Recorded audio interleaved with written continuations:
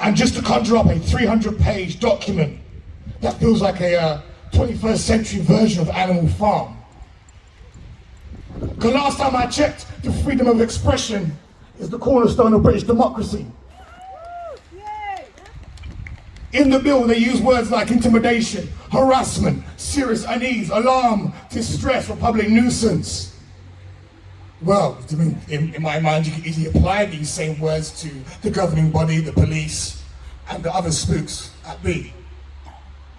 The whole point of protests is that they are noisy. They are a great source of irritation. And just to list, obviously, mentioned before about the various implications, impact that protests can have, going from Magna Carta, the Charters, to abolition of slavery, women's rights, anti-war, pro-choice, LGBTQ rights, civil rights, workers' unions, miners' rights. And that's just a few, including environmental issues also.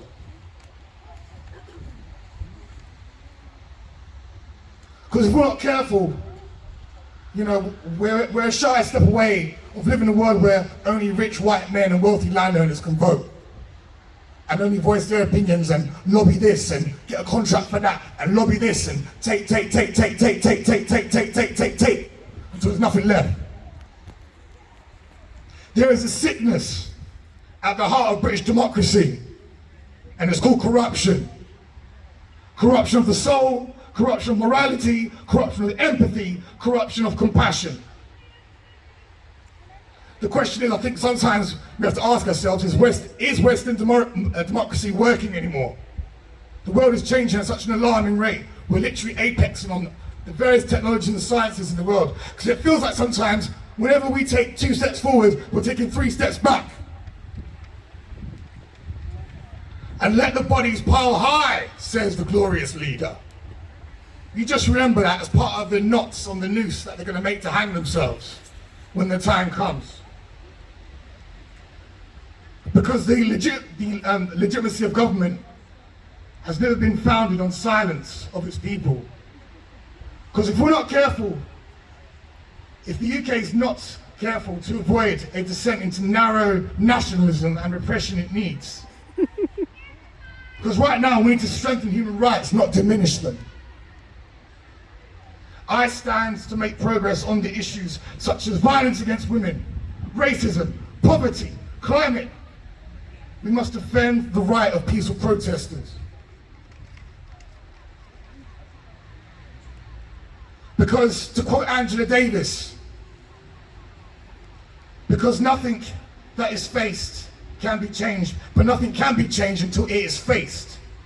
And to the wider majority who are listening, do not be blindsided with patriotism, because you can't really face the reality when the thin veneer is peeled off, because it's scary, but it's true.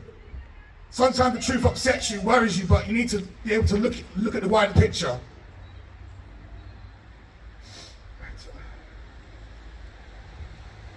Because in the end, to quote Abbie Hoffmann, a counterculturalist, a revolution is not something fixed in ideology, nor is something fashioned for a particular decade. Its perpetual process is embedded in the human spirit. So we can't let them take this away from us, the nieces, the nephews, the brothers, the sisters, all the children, any child born in the last 2 years in the COVID pandemic situation. I stand for no tolerance for prejudice or violence or abuse.